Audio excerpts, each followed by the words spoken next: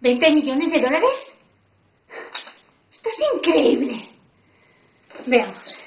En primer lugar, desde la apertura del caso, tenemos más de 400 demandantes. Y seamos serios. Todos sabemos que hay más. Puede que no sean personas sofisticadas, pero saben dividir, ¿eh? Y 20 millones de dólares se quedan en una puta mierda cuando toca repartirlo entre todos.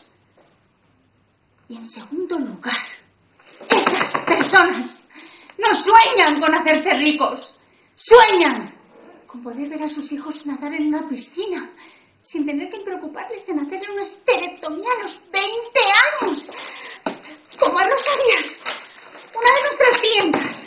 O si tendrán la columna vertebral deteriorada, como Scott Brown, otro de nuestros clientes. ¡Váyanse!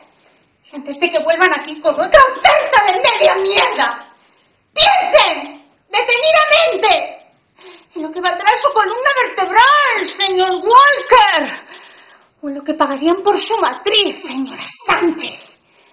Y entonces, solo entonces, cojan su maldita calculadora y multipliquen por